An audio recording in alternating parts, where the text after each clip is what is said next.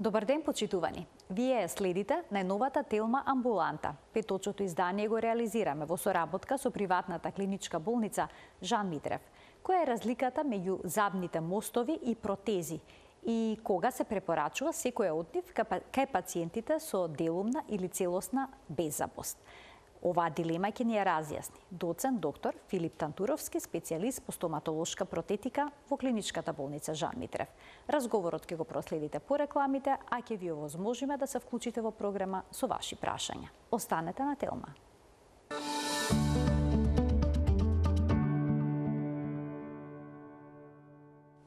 Забни мостови или протези? На оваа дилема одговор ќе побараме, односно ќе побараме дилемата да ни ја разреши денешниот гостин, доцент доктор по стоматолошки науки Филип Тантуровски, специјалист по стоматолошка протетика во клиничката болница Жан Митрев. Докторе, добре ни дојдовте во студиото на Телма и добар ден. Добро ве најдов и мило ми е што сум гостин на вашата емисија. Редовно следиме, убави теми разработувате, па можеме да разработиме и темата од мојата област.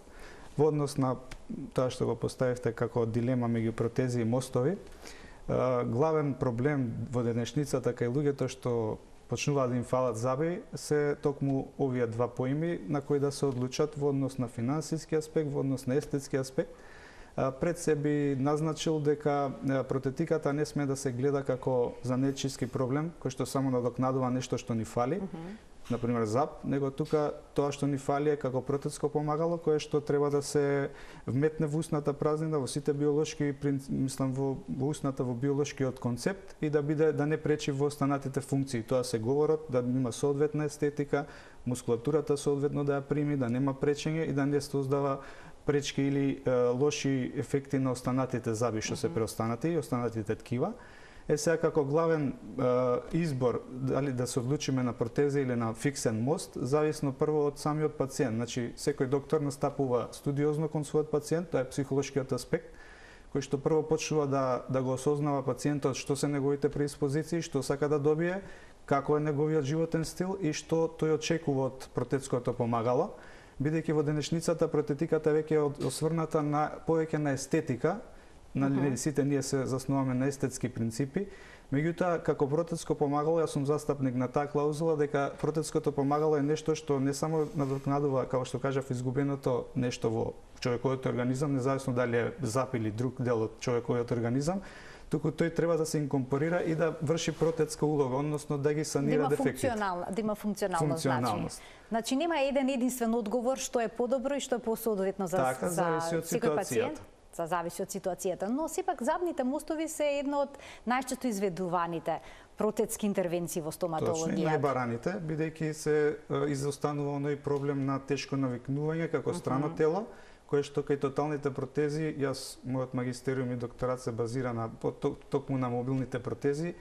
Магистериумот ми беше испоредба на хигиената со дентални мостови и дентални протези.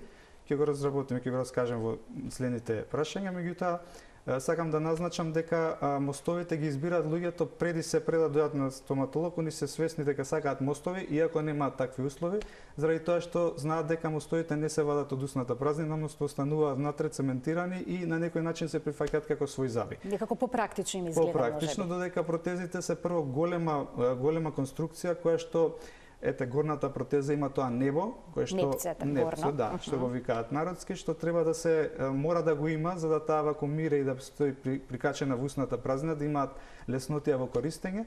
Меѓутоа секое еднострано тело во устната празнина предизвикува лошо чувство за пациентот и период на навика, кој што пациентите некогаш го сваќаат сериозно, но некогаш се одбивни од првиот ден и се трудиме со нив. Не можам да издржам да ги носам. Повеќе да им објасниме за да ги прифатат, но кога ќе ги прифатат, после се навраќаат на моментот дека сме биле во право и дека тоа е така. Кога станува збор за забните мостови, колку и кои заби треба да недостасуваат во низа за тие да може да се имплементираат, да се употребат? Парцијална беззабост е тој термин кој што ние го употребуваме стручно.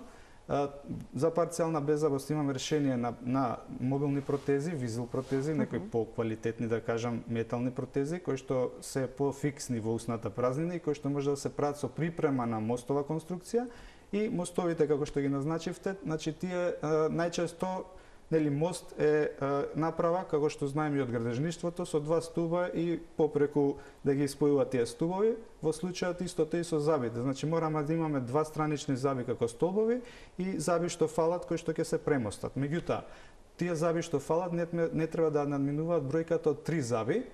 Тоа е некоја гранична бројка.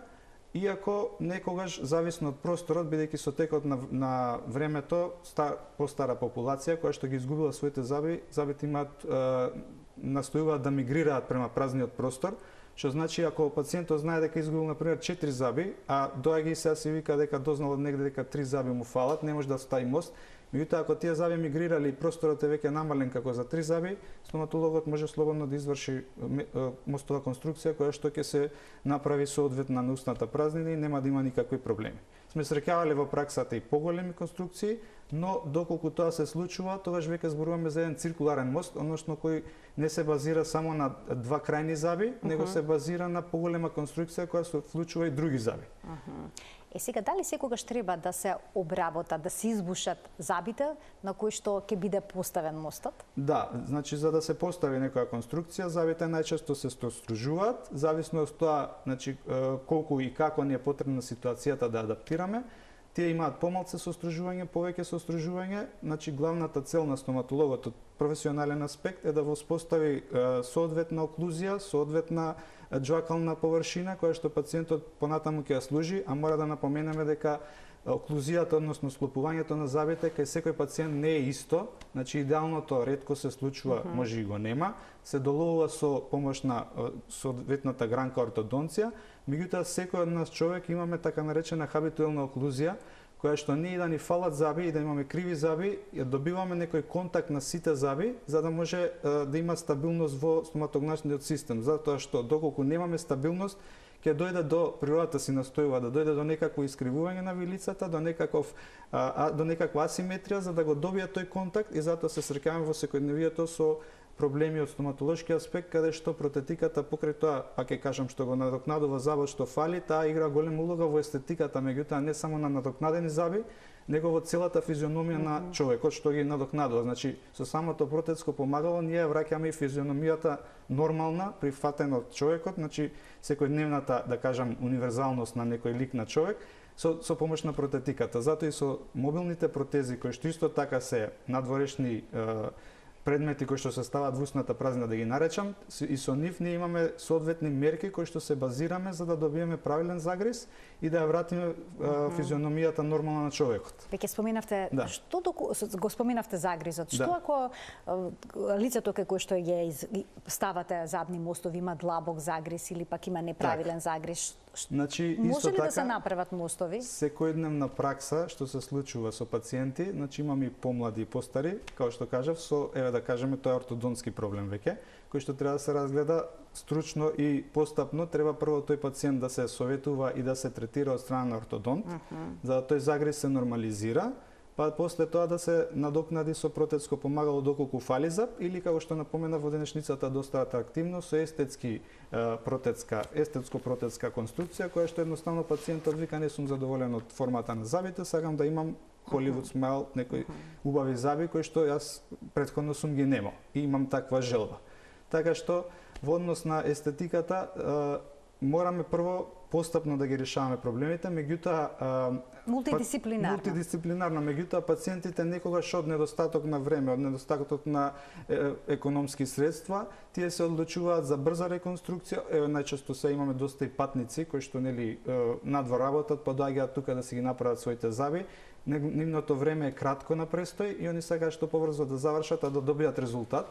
Со тоа што ги скокаме не од наша страна, од база на побарувачка на пациентите, ги скокаме тие фази на ортодонтско лечење, бидејќи тоа зазема подолг период и тука изработуваме веднаш, мислам тоа е оправдано теоретски, да се реконструира загризот со протетски помагала, меѓутоа од база на она целосна посветеност на докторите мора да се прикаже, да му се даде барем предлог на пациентот дека тоа иде постапно вака, а доколку сака да го рипне, има можност, оправдано е теоретски, и тогаш се заснуваме на потешки случаи во смисла тие пациенти што имаат ортодонтски аномалии, Повторно ќе кажам, таа хабитуелна оклузија, нивна насочена, навикната оклузија која што имаат во текот на животот, ние не треба да избегаме од неа, а бидејќи бараат голема естетика, или сакаат да видат заби како што ги гледаат на интернет, полно пати ни доаѓаат со телефоните, сакам вакви заби. Забите ние конкретно да гледам изолирано забот ќе го доловиме, меѓутоа дали тој ќе игра соодветно ќе се инкорпорира во ликот на тој пациент е големо прашање. Затоа во однос на денешната дигитализација на стоматологијата имаме понудува апаратурата да речеме Smile Design, кај што некои ординации го нудат како да се види пациентот како би изгледал со идните заби. И тука не сум баш сложен со таа процедура од аспект што ако некој е перфекционист и рече дека и супер сум вака, а не го добие истото во однос на целокупниот изглед, физиономија, настануваме проблем што тој не е механички проблем, да речем, функционален, него едноставно е дека он нешто очекува, а не го добил тоа што го сака. Докторе, кога ги правите забните мостови и ги стружете забите, обработениот заб, откако ќе помине ефектот на анестезијата, станува чувствителен, се јавува болка. Што се презема во тие моменти? Така, во тие моменти, значи порано беше практикувано пациентите после стружување на забите, прво и тоа да го назначам во однос на претходното прашање со ортодонтски аномалии, доколку ние значи треба да ги доведеме забите да видат правилната оклузија на забите, еве народски кажано, е горната вилица да преклопува долната. Значи доста од тоа пациентите не го знаат, мислат дека треба да дадат една врз друга рамномерно, а уствари правилното решение е горната вилица да поклопува долната. За да го добиеме да добиеме таа ситуација, значи ние се упатуваме во реконструкција на загризот, во добар план предходен. Значи протетиката прво бара голем план пред да се започне со работа, бидејќи резултатот е многу битен што ќе се добие. Доколку имаме голема ортодонтска аномалија, односно размрданост на забите и не е соодветна, да кажем, оклузија перфектна, таа што е прва класа што ја викаме, од однос на професионален аспект, значи ние се заснуваме со упатување кон некои девитализации на заби, значи тоа е вадење на забниот нерв, бидејќи со самото состружување и исправање на забите да добиеме позиција која што нас не одговара на целокупниот третман, некојаш повеќе се состружува забот и може во сред интервенција, во сред препарација, тоа се вика, да ни дојде до отварање на забниот нерв и да ни се усложни работата за да останат пациентите без заби подолг период од планираното. Во однос на тој аспект, доколку се девитализира забот, односно се извади забниот нерв, тогаш не е потребна никаква заштита. Меѓутоа, се заснуваме ние да останеме што повеќе забите живи, бидејќи даваме повеќе шанси за да се носат мостови. Значи, доколку пациентот доаѓа и ние направиме одеднаш девитализација, односно вадење на нервите и ставање на мост, тоа не е лоша ситуација, по некои принципи порано и така предвидува да се работи ради идни компликации. Меѓутоа се заснуваме што ако е можно, ако забот е здрав и ако имаме мала корекција на загриз, забите да останат здрави, да не се вадат нервите, а воедно пред да се почне третманот се зема копија од забите на пациентот со отпечатоци маши порано беше, мислам и сега го користиме. И на база на тоа ние од кога ќе ги состружиме забите, подоцна од тој претходен отпечаток што сме го земале со несостругани заби, се прави во самата ординација копија на забите од еден вид на пластични материјали кои што уствари пациентот ги добива истите заби што ги имал, меѓутоа формата е иста, меѓутоа од вештачки материјал као покривка. Да нема реакција. Преедни вештачки, тие се додека да ги добие, меѓутоа тоа исто му се назначува на пациентот дека тие се неговите заби. Значи новите заби нема да изгледат така. Ние правиме нова ситуација. Така. Меѓутоа за да нема реакција е покровно тоа или имаме разни хемиски средства кои што се премачкуваат за да нема сензитивност. Сега, од какви материјали се изработуваат круните, коронките на мостовите, на задните мостови? Така, класичен начин на изработка на круните беше метал керамиката. И денешно време веќе се користи цирконијата и фул цирконијата, значи тие се безметал. Безметалните коронки. Во однос на овие дилеми се уште како еве и со работка со постари колеги мои, поискусни, имаме разговарано оваа тема. Што е подобро? Па да, што е подобро? Би требало да има предност. Нели, нов материјал треба да е подобар. Меѓутоа повторно зависи од ситуацијата која што ја имаме во устната празнина.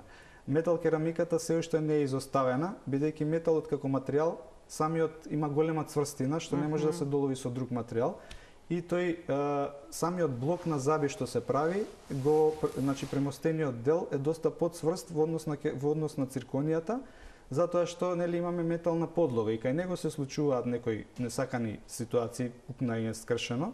Меѓутоа, за одредна ситуација се избира метал керамика наспрема цирконија во однос на дефектот во усната празнина. Инаку како најсовремен материјал е нели цирконијата, која што ефектот визуелен е многу поубав, многу поприфатлив за пациентите. Дигитално денеска се моделираат, се добиваат сосема слични заби, дури неприметливи. Метал керамиката исто го доловува тоа, меѓутоа на оној микроскопски ефект, нели да кажам професионален, има доста разлика и пациентите се доста позадоволни. А докторе, зошто некои пациенти велат дека им се јавила метална линија на работ на депцето, доколку забниот мост има коронки кои што се направени од метални? Метал, да. Така метал керамика. Метал керамика. Тие мостови се така наречени, значи металната е основата со одозгоре испечена керамика. И тој раб значи не се заобиколува со керамиката, него керамиката е одозгора. Значи кога самото мевце, односно гингивата, ќе се повлече со текот на времето, зависи дали пациентот има парантопатија или тековно се случува кај секој човек, значи тоа 90% од популацијата. Со самото повлекување на месото се покажува ствари работ на коронката. И тоа е тој визуелен ефект што цирконијата го доловува подобро бидејќи нема преод на материјали, еден материјал е, визуелноста е доста прозрачна и да се повлече тоа, они не го приметуваат бидејќи сосема личи на природниот зап.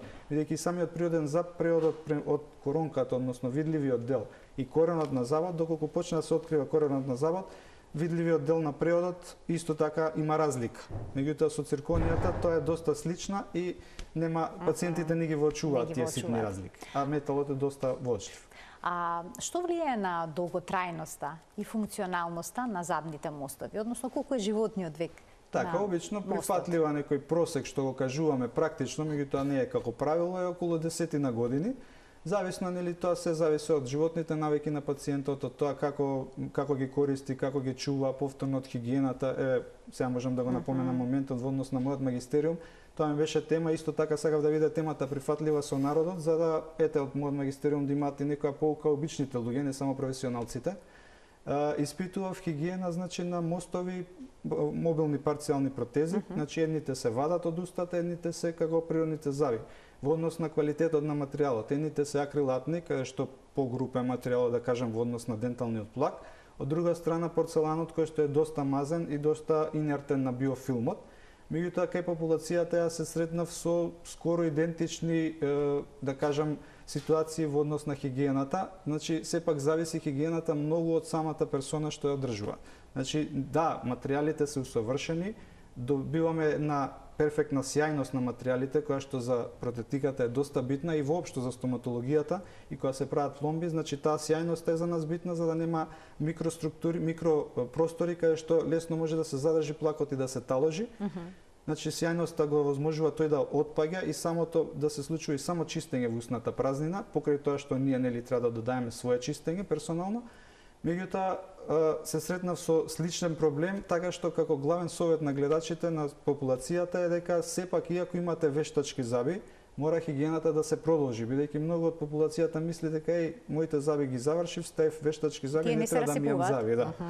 Меѓутоа тоа е многу лош концепт и лошо мислење, затоа што доста и подпорните заби кои што се под останати, нели, да ги држат тие мостови, доста се расипуваат и немаат контрола врз нив со самата лоша хигиена. Сега како да се одржува хигиената на мостовите? Класично со четка за заби и паста? Точно, класично со четка за заби, имаме евентуално посебни интердентални четкички кои што се препорачуваат. Тие се ситни четкички за меѓузаби, кај што контакти мостови со заби, или самиот мост нема споени се забите на некој начин да кажам.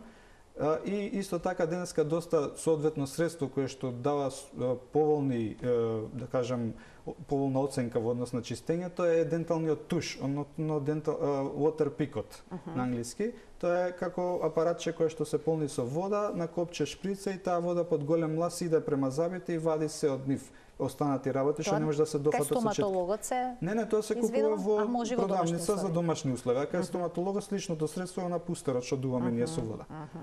Така, а кога станува збор за она што народно се нарекува вештачки вилици, односно протези, колку често тие треба да се да се вадат и да се измиваат? Како што напоменам, значи тој материјал е различен, тој е акрилат, значи акрилатот е малце погруб во однос на порцеланот, тоа е предноста затоа, мислам, тој се вади од устната празнина, лесно може да се исчетка, лесно може да се сврти сите страни, да не заостане никаква храна. Кај нив е препорачливо, значи, барем после секој јадење да се исплакнат, да се измија, да не заостанува храна. Таму веќе, доколку разбориме за тотална протеза, немаме преостанати забе, меѓутоа устата нели е дел од организмот кај што има доста бактерии, доколку не се чистат соодветно, се јавуваат и несоодветни миризби, да кажам. Затоа пожелно е сите носачи на тотални протези после секој јадење барем да ги исплакнат со вода, па нели кога ќе имаат време да ги исчеткаат, да не заостанува храна. Кај нив нема што да се расипе, меѓутоа исто така доаѓа до потемнување, до да кажам промена нивна и важен момент е кај тоталните протези, бидејќи мора да се носат во устата колку што е можно подолго, меѓутоа исто така мора да има и период на празен рот, односно не се носат во устната празнина, да му се дае на животот ткиво да диши. Тој период може најчесто се препорачува ноќе, преку ноќта додека пациентот спие и не се дружи, нели не е во ситуација да дружи со луѓе, меѓутоа некои пациенти заради навика сакаат да ги носат преку ноќта да побрзо се навикнат, бидејќи тој е еден период кој што мора да го поминат секој пациент, некој побрзо, некој поспоро.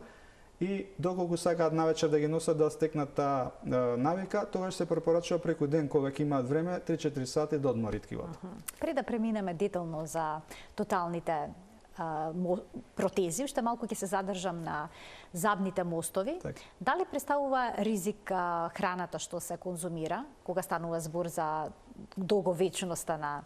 Повторно, значи во однос на материјалот он е издржлив, меѓутоа потporните да зависи. речеме многу тврда храна, Така, леплива храна, треба ли нешто да се избегнува? Кај мостовите е проблематично исто така, што треба да се напомене за пациентите, што чувството, значи на џвакање, кај природниот зап, самиот забен лигамент има еден, да кажам, рефлекс, кога ќе гризне тврда храна, природен зап, самиот зап, односно пациентот, човекот, има одбранен механизам да прекине со гризење. Така. Доколку налета на нешто тврдо, да речеме најпросто семка од некој оши, тврда семка. Додека кај мостовите, кога веќе забот е облечен, да речеме, или препариран, го нема тој нерв натре, како што кажав, изваден нервот, повеќе гризењето е механичко, односно тоа чувство го немаме и доколку не идеме на тврд објект, значи ние продолжуваме да гриземе и може да настане пукање на порцеланот и дефекти. Затоа предпазлива е исхраната со мостови во однос на тој аспект. Значи бидејќи самите пациенти кажуваат дека не осеќам, например, ако има мешовита дентиција, дел вистинска, дел покриена со мостови, кажува дека кај мостовите, значи не осеќам точно како гризам, што гризам. Како нели како они народски кажуваат како машина, како мелење вика, не осеќам што се случува на таа страна. Од тој аспект треба да се внимава многу, бидејќи на порцеланот може да настанат и мини пукнатини кои што во иднина би се покажал дефектот, не мора дефектот да настане одма. Така, значи тоа е една од можните компликации, претпоставувам. Што ако пациентот има парадонтоза? Кај што пациенти со парадонтоза исто така, значи доколку се разгледува темелно, вака површински би рекле парадонтоза не смееме мостови затоа што нели веќе забите се разнишани, уште ние да им даваме некаков терет, ќе испаднат побрзо, а целта ние да ги оставиме што повеќе во устната празнина. Меѓутоа, кај одредена ситуација и до одреден степен на разнишаност на забите, изработуваме мостови конструкции кои што повторно ќе напоменам сега се поголеми, повеќе членови имаат, значи како една целина да се најчесто се препорачува и циркуларни мостови. И на база на тоа, бидејќи сите се врзани во една потковица, тоа разнишување го стабилизираме ние механички, пошто едни со други се држат и разнишувањето се намалува, а и притисокот го примаат сите рамномерно, бидејќи самото жвакање и сечење на храната, значи таа рамномерно се распределува и притисокот е помал. Доколку имаме парцијални надоместоци, тогаш притисокот на самите останати заби е поголем и тие побрзо се разнишуваат и може да дојде до побрзо нивно пропаѓање. А во однос на парцијалните протези, бидејќи тие се како опција за решавање на парцијална беззабост, тука веќе имаме, значи тој се рачуна веќе како преоден период. Значи парцијалната беззабост со парцијални протези не е, да кажеме, дефинитивно решение, бидејќи кога тогаш тие заби од самото вадење и ставање на протезата ќе се оштета.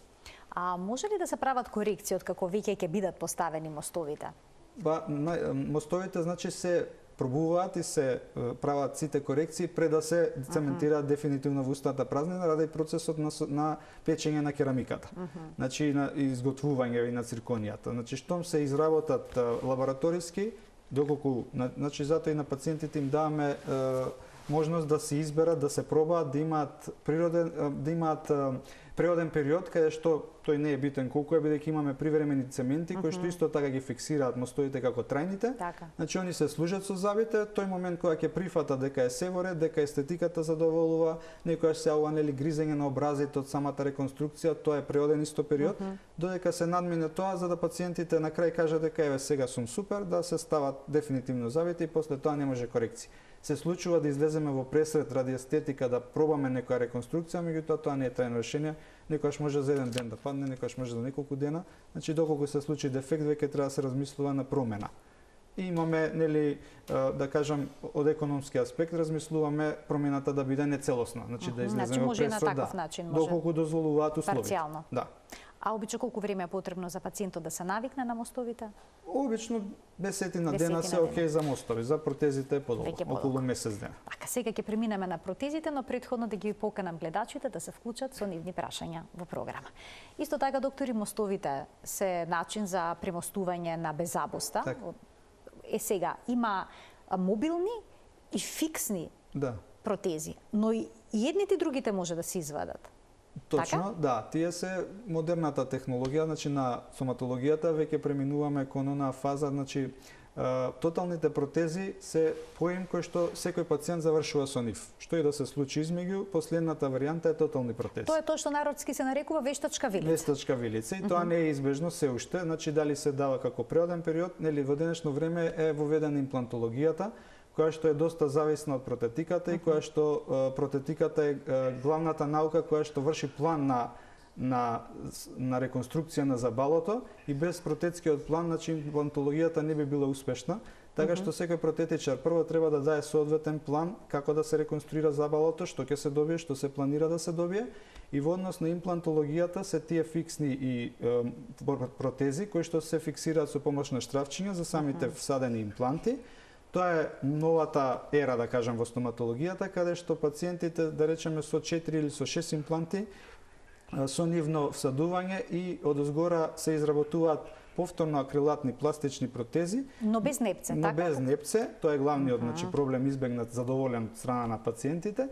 Меѓутоа, тие се фиксни и тие не се доволно цврсти, се служат пациенти, мислам, истата е цврстината, и доста се поприфатени, бидејќи најбитното од све се фиксирани во устната празнина. Тие се вадат само во професионални услови, односно во ординација, каде што пациентите доаѓаат на една контрола, чисто за да се види дали има проблем или нешто се случило, да се коригира и да се вратат назад. Значи слично на мостовите, но не се мостови. Не се, тие се како цел бар ги викаат, значи како цела исто така протезата, само без тие крилцата што ги викаме ние, што идат према мекото непце што држат протезата и према образите, нели тие додатоците.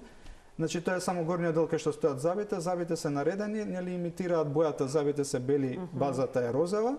Таа може да биде чисто пластична или може да биде на метална основа. Тоа е зависно од материјалот кој се изработува. Повторно материјалите, значи главната улога им е да бидат биокомпатибилни во устната празнина, да бидат прифатени и да бидат биоинертни, односно да не предизвикуваат штетно влијание, а исто така да хигиената се одржува на перфектно ниво. Бидејќи кој што кажав, сакале или не келе, пациентите со самото губење на заби они се насочуваат дека веќе не треба да се мијат забите и дека тоа е вештачка конструкција која што не се расипува.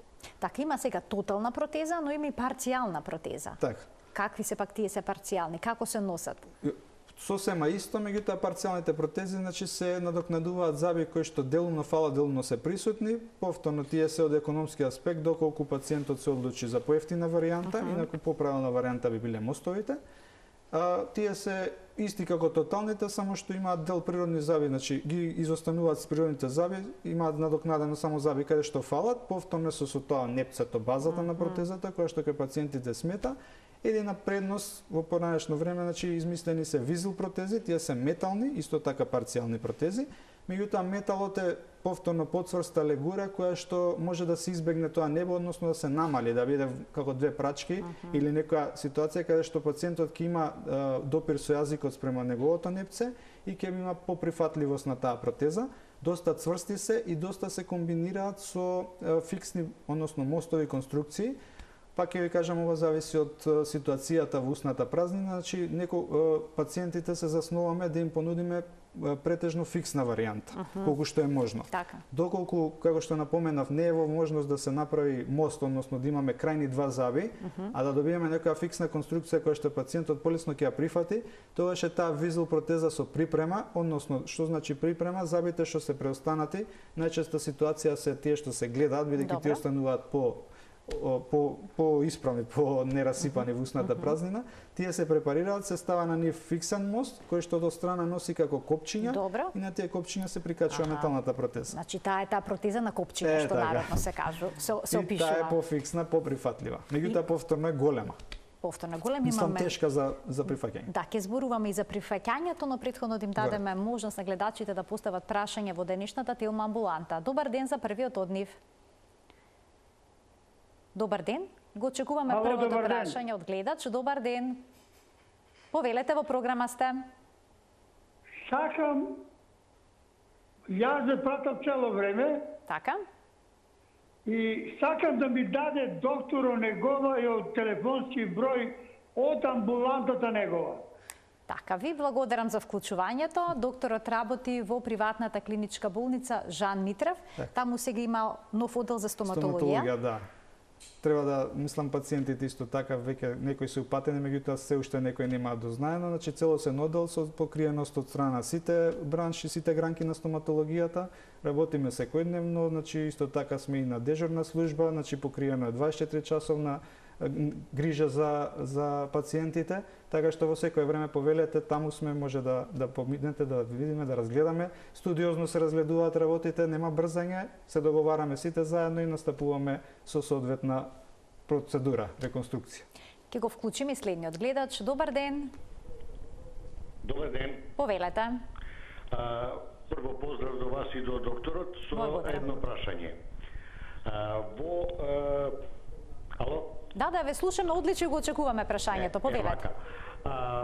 Имам парцијална долна протеза, така, која се базира на 2/3 од забите со монтажа на остатокот од вилицата. Добро.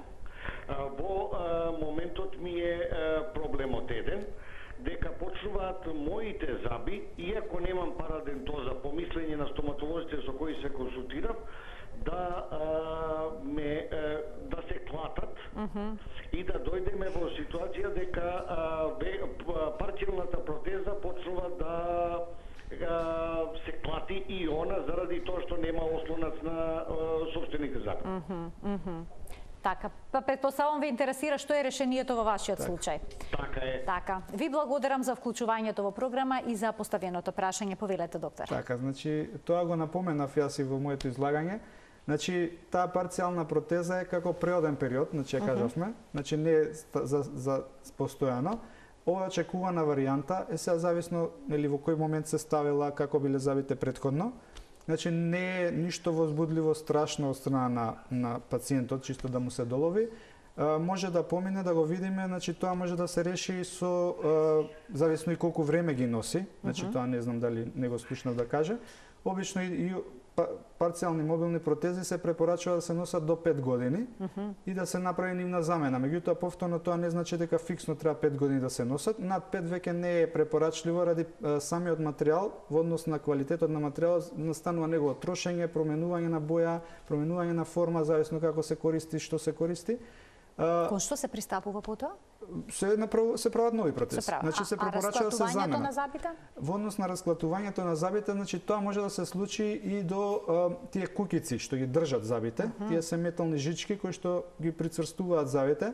Некој пат од самото гризење, од самото користење пациентот не приметува, се случува нивна деформација бидејќи се изработени од метална еластична легура, да кажам.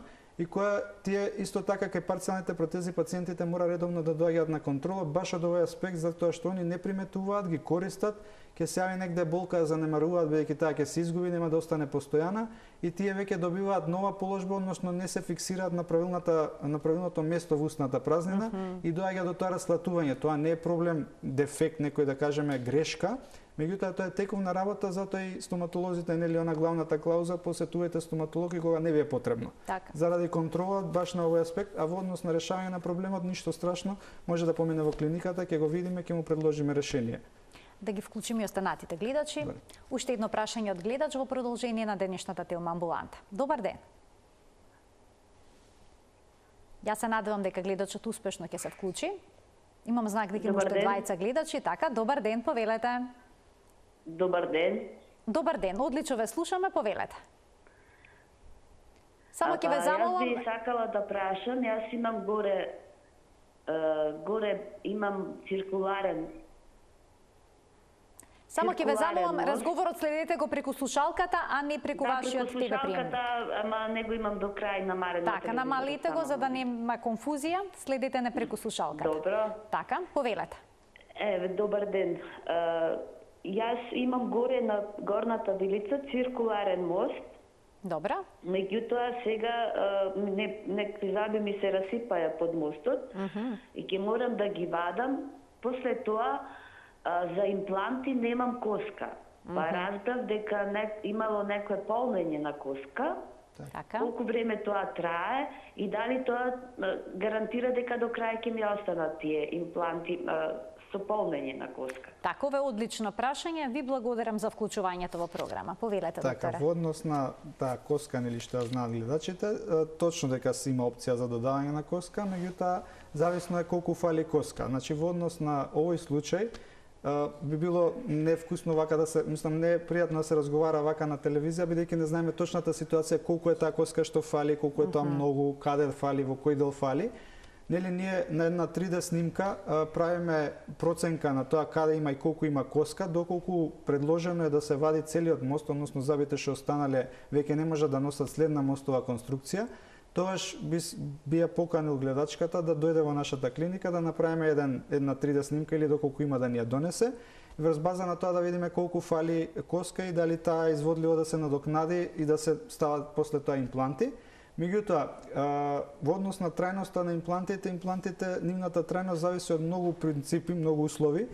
Меѓународот се уште владе оној мит, да кажам, каде што се мисли дека дали ќе ми го прифати имплантот, слушнав дека на тој му паднале, материјалот го одбива организмот. Во денешно време веќе доста усовршен материјалот, значи титаниум се користи, веќе се придува и на цирконски импланти, се разгледува, мислам се во денешницата доаѓа и до тоа сознание, меѓутоа титаниумот е доста биоинертен и соодветната негова поставеност, соодветна негова оптеретеност, нормално и соодветната коска дава голема трајност, односно нема ограничување. Едино што може да се види во однос на овој случај, значи доколку фали коска, ние не го ставаме да виси имплантот, значи имплантот се поставува комплетно всаден во коската, доколку тој момент го доловиме, затоа вика мора да се види конкретно за случајот, доколку имплантот целиот се всади во, нели го ставиме соодветно, следното негово користење нема да има проблеми. Се исто така зависи и пациентката дали здравствено има некој проблем хроничен. Тоа исто така игра голема улога во тоа дали ќе се одлучиме за имплантна терапија. Добро, имаме се уште гледачи кои што очекуваат да се вклучат во програма. Ќе го слушнеме прашањето на следниот од нив. Добар ден. Добар ден. Повелете. Добар ден. Поздрав до вас и до докторот. Ви благодарам. Само едно прашање до докторот. Кажавте дека не мора да биде 5 години за вилиците нови. Доколку може да... Јас имам вилици, долната вилица не ми одговара, а сега уште 2 месеца, 3 години ќе направам. Така. Дали ќе може да ми стаи друга вилица преку социјално, што викат, или со пари, и нека каже докторот кај се наоѓа амбулантата негова. Така, ви благодарам за вклучувањето во програм. Уште еднаш ќе назначам доцент доктор Филип Тантуровски, специјалист по стоматолошка протетика, работи во клиничката болница Жан Митрев на оделот за стоматологија. Повелете, докторе. Значи вака, долната протеза е најчест проблем кај граѓаните, бидејќи условите каде што таа се изработува се многу оскудни, односно коската каде што врз која што се носи тоталната протеза е многу тенка и многу мал простор има каде што може да се изврши нејзина ретенција, односно стабилизирање на таа протеза. Горната, за разлика од долната, нели го има тоа небо со кое што се доловува вакуумот и тој вакуум успева да придржи протезата и пациентите со ограничени движења, тоа да не звучи лошо, ограничени движења, навикнати движења на мускулатурата и образите, тие навикнуваат да држат стабилна, додека долната вилица е многу комплексно решение, мислам комплексно за прифаќање, затоа што доле се наоѓа јазикот. Тој како орган е, значи, многу силен мускул кој што нон-стоп е во движење со секој зборување и јадење и тој игра голема улога во нејзината дестабилизација.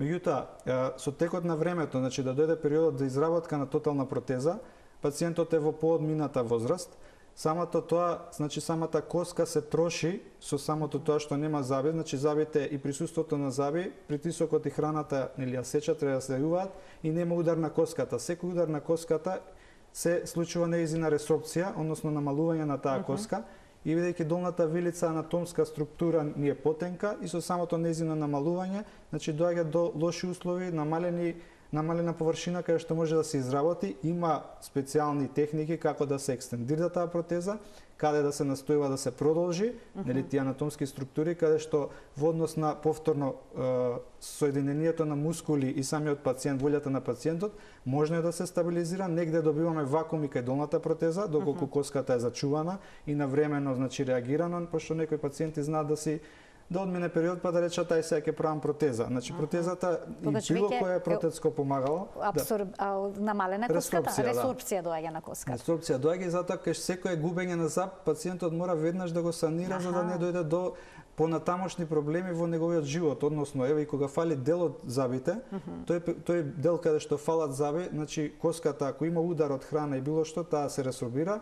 Покрај тоа што имаме проблемот на инклинација на заби, односно движење на забите кон празниот простор, исто така имаме од спротивната вилица движење на забите кон празниот простор, доаѓа до намалување на тој простор и подоцна пациентот доколку дојде во период каде што изгубил повеќе заби и сака да добие некое фиксно решение, имаме проблем со меѓувиличните односи, односно доаѓање до намалување на тој простор каде што може ние да поставиме заби. И тоа се среќаваме со еден друг проблем кој што не е нерешлив, меѓутоа е проблематичен за прифаќање на пациентот. Значи, во однос на прашањето, може да се направи било кога нова протеза и исто така, доколку мрда, пошто пациентка рече 2-3 години, може, ако е во ред оклузијата и процениме дека протезата се уште може да се користи, има опција и на ребазирање, односно се подложува таа протеза и добиваме ново лежиште моментално на состојбата каде што. Значи со некаква интервенција на самата протеза. Така. Се подложува, односно се додава материјал кој што се го имитира, значи справи нов калап уствари на протезата. Ја стабилизира? Ја стабилизира, го добива соодветниот облик, бидејќи ова разлабавување може да се случи и со ослабување на пациентот, значи губење телесна тежина. И дури тоа влијае. Да, бидејќи се губи калапчето и она почнува да има луфта. Да го слушаме и следното прашање од гледач. Добар ден. Добар ден. Повелете. Поздрав до Војтијава и до доктор Туровски. И така на прашање да поставам. Ја гори имам мобилна протеза. По претходно изгубување на сите заби од парадонтоза, од болест на устата. И сега ме е прашањето дали и во состојба со диабет и со други некои хронични болести, дали имплантот може да во случај на претходна парадонтоза да искористи колку што импланти. Да немате, докторе, некој прашање? Не, во ред. Не, во ред, ви благодарам за вклучувањето. Значи, во однос на парадонтозата и тие системски заболувања други, е многу комплексно кај тие пациенти да се одлучиме за имплантна терапија, бидејќи тие ја изгубиле природните заби, не е неизводливо, значи се случува и кај пациенти со диабет регулиран и стабилен да се изработат импланти, меѓутоа таа е поделикатна ситуација каде што тимски се разгледува од страна на орални хирурзи, од страна на протетичари и се дава едно целосно решение, меѓутоа и во контакт со интернистот, односно пациентот каде што го водат тие системски заболувања, како се одвива, како движи, како значи била неговата болест во текот на животот и во однос на тоа се одлучуваме. Најчесто, нели, да кажам народски, избегнуваме такви ситуации, меѓутоа не е неизводливо. Значи има пациенти кои што и такви си носат импланти, меѓутоа нели зависно од ситуацијата каква е здравствената состојба. Така, уште еден гледач ке вклучиме. Добар ден. Добар ден. Повелете. Да прашам нешто ме интересира. Кога има парадентоза, сега има некоја, не знам како се вика таа техника, тоа се како импланти, меѓутоа нешто се подолги тие колчињата што се стават и многу брзо се ставаат забите, као за неколку дена веќе има заби. Дали тоа кај нас се работи, дали е болна таа процедура, тоа ме интересира. Така, ви благодарам за вклучувањето, Значи, докторе. тоа е новиот момент на имплантите, нели имплантологијата, а исто така и стоматологијата се базира на да се скрати што побрзо, што пократка да биде работата, бидејќи самите пациенти кога доаѓаат во ординација, нели сакаат што побрзо да се завршат работата, да добијат резултат. Во однос на тоа се измислени, да кажам, пронајдени тие трансгингивални импланти, односно импланти кои што не е потребно да се прави оперативно поле, да се отвара оперативно поле, се ставаат преку гингивата, буквално како насадување на штрафчиња, како што има информација пациентката, а во однос тоа е нели да се избегне ефектот на, значи во класичниот метод се всадува имплантот со оперативно поле, се затвора тоа оперативно поле и зависно од условите може веднаш да се стават тие абатменти над имплантот, а може и да се почека имплантот да се инкорпорира во коската, да се осоинтегрира. Тоа е процес кој што трае 3 до 6 месеци, да се зацврсти тоа значи и после тоа ние повторно нецелосно работно поле, меѓутоа го пронаоѓаме имплантот на наши техники, го ставаме тој абатмент, го визуализираме, односно станува визуелен имплантот и на база на тоа со соработка со техниката, со скен методи денеска во поново време, значи избегнати се тие отпечатоци, веќе се избегнуваат, во соработка со техниката се изработуваат протетската конструкција, односно конструкцијата над имплантите. Во однос на тие, како што кажа, краток период на изработка на заби, тоа е можможно, кај нас се работи. Значи, целата процедура е исто што спомнавме со вас, дека таа фиксна протеза, која што е пластична, се изработува за кратко време веднаш по поставување на имплантите, пациентот добива заби и тие заби не се за трајна употреба, значи преодна фаза е, меѓутоа слободно може да се користи пациентот и да види како би изгледале неговите заби во практична примена. Подоцна тие заби се заменуваат со трајно решение. Значи се прават провизорни заби, тие што се, да кажам, пластична варијанта која што се види како ќе изгледа додека зацврсти малку имплантот и подоцна тој период се заменува со трајните заби, односно протезата што ја зборевме, со метална основа. Значи стоматолошката протетика со брзи чекори оди И напред. со брзи чекори на база на барање на гледачите на пациентите. Имаме уште едно прашање од гледач, ќе го слушаме во продолжение на денешната Телма амбуланта. Добар ден. Се исклучил гледачот. Продолжуваме понатаму. Докторе, кога станува збор за тоталните протези со горно непце обично, па еве сега слушнавме дека и тие кои што имаат долно непце се многу тешки за адаптација. Се случува ли пациентот да не успее да се навикне на нив и дали е важно да ги носи за да не се ресорбира и коската која што останала на вилицата? Многу битна препорака е да се носат, значи, протезите, бидејќи исто така има пациенти кои што нели се споредуваат со минатото, познавале некој чичко стар кој што немал заби и живеел долго и супер мобило. Меѓутоа тоа практично не е оправдано. Ние како стоматолози, затоа и е таа гранка, затоа е протетиката тука да советува тие протези мора да се носат баш за тоа, како што напоменавте, да се намали таа ресорбција, значи таа ресорбција не може да се избегне, меѓутоа се успорува со самото тоа што притисокот се распределува рамномерно на целата коска, а не на ударни точки во одредена положба, во одредено место.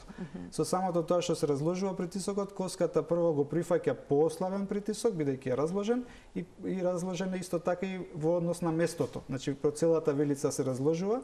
Како главна особина и совет на гледачите, на пациентите, кај тоталните протези сме се срекали со пациенти кои што едноставно работата истрпуваат, меѓутоа кога ќе добие крајен резултат, не ќе да ги стави во уста, се нервира, што правев јас. Тоа сме го надминале, некои пациенти може и ќе се препознаат во муабетот.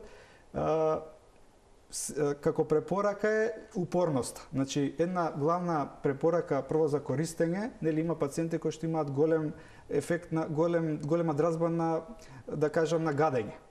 Им се повреќе постојано кога ќе ја стават. Тие пациенти се проблематични, самите себе си го знаат тој проблем за било што, меѓутоа и кога ќе дојат до оваа фаза каде што стават во устата големо парче пластика, која што нели сепак е чудно за све и тоа го напомедувам често, јазикот да му ставиме една трошка, он ќе најде и ќе му смета извесен период, бидејќи не е навикнат на таа трошка, така што кога ќе добие големо парче пластика во устата, тој веднаш се буни, нели пациентот е понадразлив.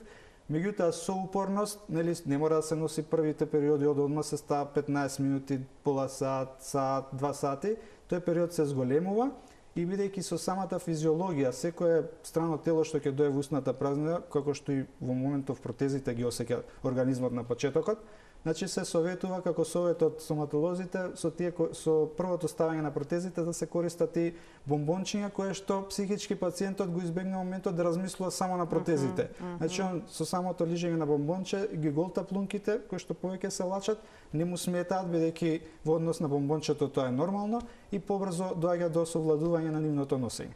А што значат за беззабите пациенти протетските интервенции?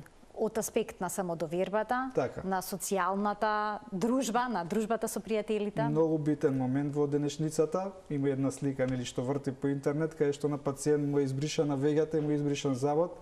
Сите нас, ево и јас лично кога ја видов, прво ти паѓа во очи дека му фали заб, не гледаш дека веѓата му е избришана. Значи, забите играат доста важна улога во естетиката, во самодовербата, во психолошкиот аспект на пациентот. Со самото губење на забите, како што кажа, физиономијата се менува, пациентот добива, да речам, еден постаречки изглед, пропраднато лице, кое што со протетиката го враќаме тоа првобитниот негов изглед и задоволство. Во однос на типот на протетска конструкција, значи, повторно ви кажувам, значи, со секој пациент е различно, прво се настапува психолошки да видиме што он очекува и да му се каже дека во однос на границите кои што може да се изработат кај него реконструкции, тој ќе добие подобрување, ќе се навикне на тоа, меѓутоа тоа да не се гледа само од слика. Да не се гледа само од слика. Докторе, ни остана уште многу работи необработени, што ги предвидовме во денешната Телма амбуланта, но еве, можно за уште една наша соработка и за уште едно ваше гостување во емисијата. Ви благодарам многу за вашето гостување и за сите убави појаснувања на оваа тема. Ви благодарам и на вас. Се гледаме во некоја наредна прилика.